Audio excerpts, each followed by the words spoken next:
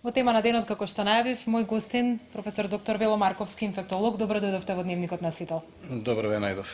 Најпрво за она што се случи вчера, бевте именуван во највисокото раководство на опозицијската ВМРО-ДПМН. Кој беше вашиот мотив, доктор Марковски, да се вклучите во политиката и што ќе ја советувате опозицијската партија? Како да се постави во однос на власта во справувањето со COVID-19? Вака сега ова е совпаѓање на емисијава, нели закажане многу предходно. Генерално за мене оваа пандемија е една голема војна и ќе остави огромни последици по човештвото. Јас од самиот почеток се трудам да дадам мој придонес, нели со пишување трудови, доктрини, јавни настапи, меѓутоа за жал очигледно и покрај повеќе од 60 милиони прегледи, нели, на YouTube каналите, допрев до обичниот човек, меѓутоа не видов некаков ефект во мерките. Меѓутоа во целата таа ситуација господинот Мицковски процени дека ја ценеше мојата стручност, дека можам да помогнам, дека треба да помогнам. И во секој случај јас се нафатив, бидејќи од една страна и чест да се биде на највисоко тело на ВМРО-ДПМН. И еве да пробаме преку политиката можеби да помогнеме повеќе во оваа состојба, иако јас и во многу интервјуа се залагав и за регионални соработки, за конференции, за симпозиуми. Меѓутоа изненаду дури бивши југословенски зошто да не соработки, нели, да се собереме, да најдеме доктрини како најдобро да излеземе од целата оваа состојба, изненадувачки некаква индиферентност насекаде владее, така да. Кога ќе влезете во политиката, особено вака на голема врата во невисокото раководство на една партија, сигурно сте подготвен дека ќе се соочите и со критики. Денеска видовме веднаш дека владачката партија рече доктор Марковски, кој во изминатиот период креираше паника и страф и ги негираше одлуките на Комисијата за заразни болести. Се согласувате дека сте влевале страф или дека не сте почитувале комисијата? Вака сега, значи мислам дека многу брзо не е едноставно да се одговори. Моите намери се цело време да помогнам и има X емисии, живи се емисиите се уште, нели, по каналите, многу интервјуа каде што цело време имам една нишка, значи сакам да ја пренесам науката. На крај на приказната пак науката тоа што го кажува така ќе испадне. Не е добро сега со моќни пиар агенции, со политика. Јас и денеска, не сакам да спомнам имиња, меѓутоа од самиот почеток се нудам на државата. За мене државата е сигурно во моментот е поважна од партијата и утре ако речат дека им треба помош, јас се ставам на располагање, се ставив со водичот кој големо моје искуство внесов, нели, за водење на пациент со респираторни инфекции, доктrinarno, за тоа бидејќи е многу важно сега во овој период. Значи, доколку за мене несватливо зошто како држава немаме симпозиуми, немаме состаноци, немаме обуки, барем ја не знам, се ставам на располагање ако мислат дека било кој град или регион да отидам да одржам предавање, доктринарни ставови или да прифатат некој од стави. Така да мислам дека кога си во војна, не ни требаат подобри. Ни требаат обединување, ни требаат најдобрите решенија, да не дојдеме многу брзо за неколку месеци да владата се огради од некои ставови на така наречената комисија, бидејќи за мене комисија, односно тело кое се занимава исклучиво со ковид пандемијата, иако е пресериозно, ние немаме такво тело. Комисијата за заразни болести досега даваше насоки. Така, а владата во најголем број случаи, со исклучок на некои препораки за карантини, воведување околу празниците уште пролета, владата најчесто ги почитуваше ставовите на оваа комисија. Да. Смета дека тоа не е доволно стручно и насочено тело да ги дава овие препораки? Не.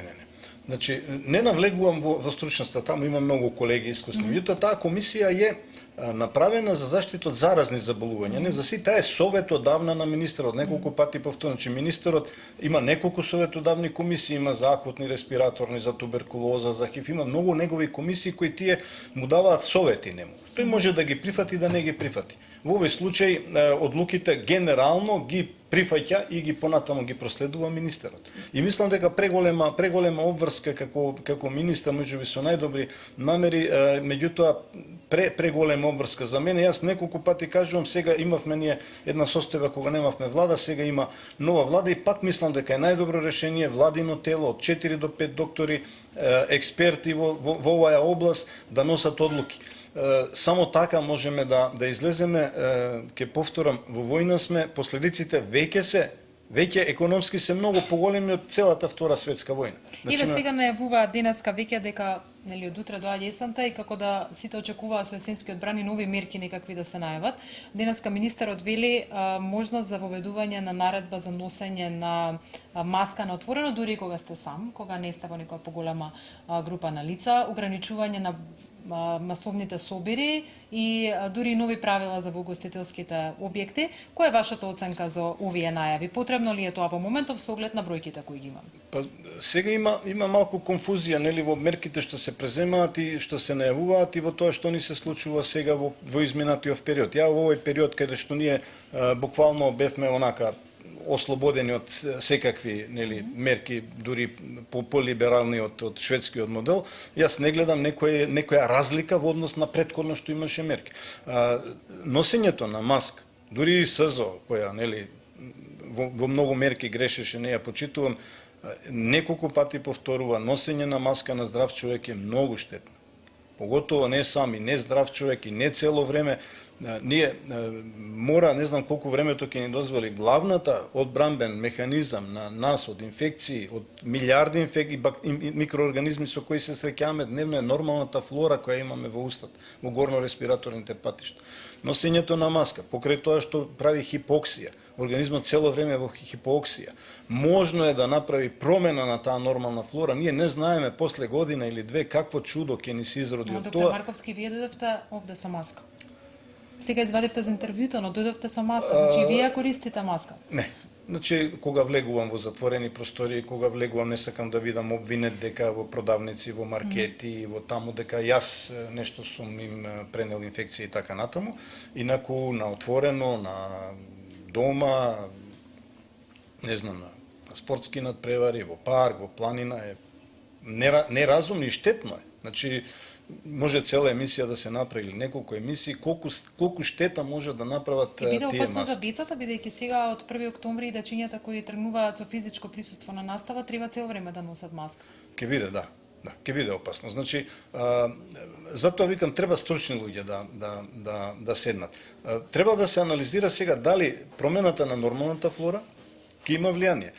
Понатаму, кај децата, исто како кај медицинскиот персонал, голем процент од нас носиме Staphylococcus aureus. Значи, тоа е една бактерија, ако направи долно респираторна инфекција, односно пневмонија, оди со над 20% смртност. Респираторниот епител си има своја одбрана и постојано ги исфрла тие бактерии надвор. Сега маската не дозволува да се исфрлат скроз надвор, можно е повторно да се вдишат тие бактерии. Ризикот од такви инфекции е многу поголем кога се носи постојано маска. Да не зборуваме дека маските треба да се менуваат за една употреба, секое вадење треба нова маска. Теоретски и не знам зошто служи и мислам дека е многу лошо решение. Од утре се враќаат на работа хронично болните, родителите на деца кои досега користеа продолжено породилно отсуство.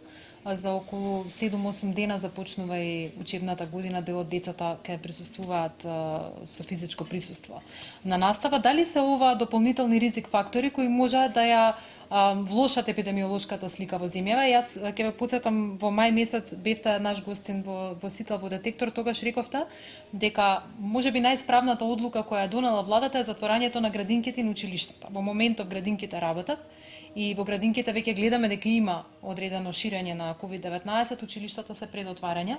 Дали се уште стоите на тоа дека е подобро да бидат затворени или можеби други сознанија има нуката сега? Вака сега, значи треба да се изанализира што ќе постигнеме и какви се бројките. Ако земеме, еве, најлесно се доаѓаат до податоци од Соединетите американски држави, они цело време анализираат, од 10 возрастни 6 се со хронична состојба. 40% имаат две хронични состојби, тоа зборуваме за овие најважни карцином, кардиоваскуларни состојби, деменција, малигни заболувања. Тука не е хипертензија која се покажа дека е многу несакана, значи тој процент, и кога ќе се додаде дека над милиарда луѓе во светот имаат прекумерна тежина, која исто така беше потенцирана како ризик фактор, тој е многу поголем тој процент од 60%. И сега тоа е тоа што го реков, или го зборувавме на почеток, како ќе излеземе. всушност владата доаѓа во една ситуација која треба самата да ги негира мерките која ги носи министерот Филипч, бидејќи не можеме да издржиме. До сега, видите, 15 милиарди дневно навечер кога ќе дојде на Волтметар, нели, трошокот за здравство е 15, нели, што значи отприлика околу $2 по жител, или кај нас 5 милиони дневно, односно околу 2 милиарди само директни трошкови од здравство. Ние трошевме околу 300-400 милиони. Значи, едноставно добро е да се чуваме ние од сите состојби болести, меѓутоа кој ќе не храни, кој ќе работи, кој ќе не издржува. Така да очигледно е дека не можеме да функционираме. Ако сите хронични ги мислам владата дека полека ќе почне да ги негира тие мерки, не може да функционира. Добро, но што мислите вие, ваш личен став? Безбедно ли е децата да одат во градинка и да одат на училиште во вакви епидемиолошки услови кои што ги имаме сега? Мислите, да. Па безбедно е. Значи, за разлика од пролета, видите, ние не можеме да се држиме да се ставиме у кафес и следните додека некој не каже, нели, дека не е опасно, меѓутоа викам дека има видите сега, има многу статистички, јако постојано се лутат некои зошто споредувате. Меѓутоа ние имаме сега 1 милион умрени, се водат од ковид, не знаеме дали се од ковид, бидејќи многу лошо се водат статистиките, или се со ковид. Меѓутоа, ако анализирате од долно-респираторни инфекции, тука се пневмонија, акутен респираторен дистрес синдром, во светот до сега се умрени 4, односно 3 милиони луѓе. Значи, тоа е многу повеќе. Дали од овие сега, и ако додадем уште 1 милиарда, 1 милион умира од туберкулоза, тоа се 4 милиони луѓе што умираат од долно-респираторни инфекции. Прашање сега овие пневмонии, значи нас не умираат од пневмонии. Дали тие и така би ги имале ние тие пневмонии? Односно, колкав е тој процент што би имале ние сега во оваа состојба поголем процент? И бидејќи децата не ни се, и тоа треба да се анализира, децата не се во ризична група, лесно поминуваат, тоа го зборевме на почетокот, тоа го направи Шведска. Дајте децава слободно нека се имунизираат на некој начин, тоа е природната вакцина, затоа што не знаеме што ќе се случува до година. И ние повторно мораме додека е ваква состојбата да ги пуштиме да живеат нормално децата. Бидејќи сега можно е, рековме, да им пореметиме нормална флора, можно е, сигурно ќе има грип, ќе има микоплазма, сигурно ќе има обичната корона, ќе имаме сигурно, значи неколку инфекции ќе имаме зимава. И што треба сега? Цело време да седиме затворени. Стравото е дека децата ќе го пренесат, нели, на повозрастните и поранливите категории на граѓани. Веројатно многу семејства со тој страв сметаат дека децата подобро да останат дома. Па не, значи јас и возрастните и ризичните групи, малиот процентот кои настрадуваат директно од ковид пневмонија. Тоа е многу мал. Значи останати компликации, има некои хематолошки загрижуваат, пореметувања, дедимерите растат, меѓутоа нема енцефалопатии, нема миокардити, нема смрт од други состојби. Остануваат пневмониите и прашање тие пневмонии ние треба сега анализа дали би ги имале и надвор од оваа ковид пандемија. Така да дали, значи ние не направивме скрининзи и тоа многу ќе не чини во следниот период, кај децата зошто не се разболуваат, дали они имаат антитела, дали случајно прележаа коронавирус некаде ноември месец минатата година, и ако децата не се разболуваат, тие не можат и да го пренесат вирусот. Значи не постои механизам детето да го фати вирусот во горно-респираторен тракт и дојде дома и да го пренесе, значи треба да се разболи за да го, или да се инфицира, не мора да биде болно, за да го пренесе на возрастните. Добро, гледаме сега дека има случаи во градинкеве каде што дете на дете започнал пренос на вирусот, што веројатно сепак значи дека можат меѓу себе да бидат преносители. Да, меѓутоа не е само коронавирусот. Меѓу децата, значи сите деца во градинки најмалце веројатно по една по две инфекции имаат во месецот и тоа е некогаш и посериозни со гнојни ангини, со стрептококни инфекции, стафилококни инфекции.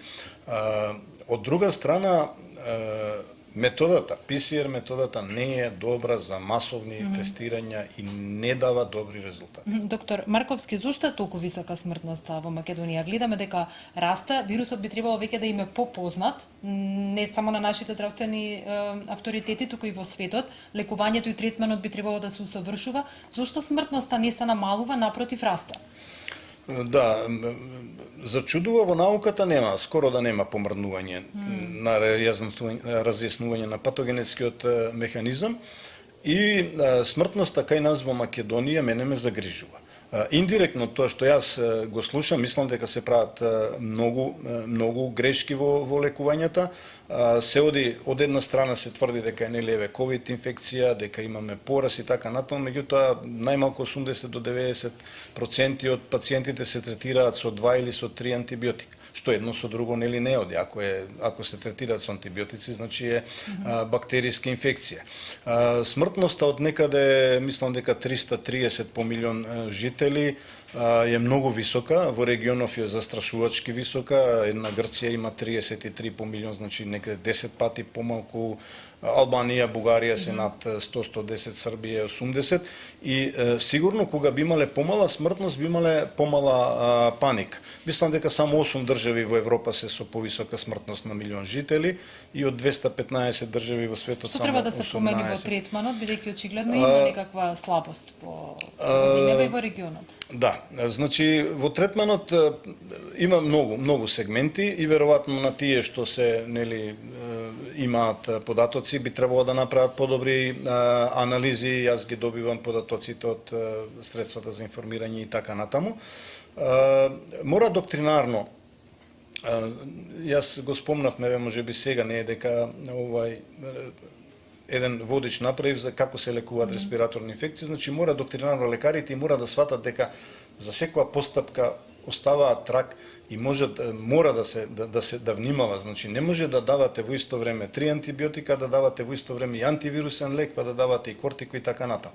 Значи мора да се доктринарно да се лекуваат, да се направи јасно кој е настинка, кој е ковид, кој е грип, кој е катарус фебрилаториус, кој е пневмонија предизвикана од атипични причинители, кој е од типични причинители, кој е оваа вирусна, примерна вирусна пневмонија од COVID-19, само така кога би ги издвоиле само тие што се од COVID-19, веројатно ќе дојдеме до многу подобри резултати. Сега имаше напредок, нели ги исклучивме респираторите, веќе исклучително ретко се ставаат пациенти на респиратори. Да, тоа е ништо што вие го зборувате уште на самиот почеток. Кортикостероидите се виде дека значи исто многу малце се употребуваат, меѓутоа зачудува останување, затоа преска реков, мислам дека ни се неопходни потребни некаков вид на семинари или доктринарни ставови пренесување по сите центри, бидејќи во оваа пандемија покрај инфектолозите се вклучени пулмолози, матични доктори, интернисти и треба едно изедначување на тие ставови,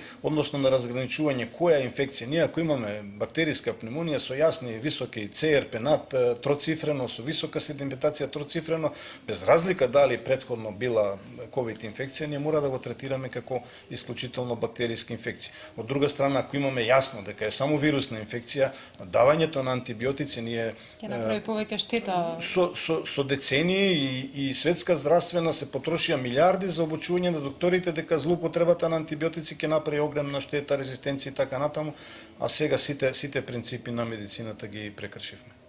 Доктор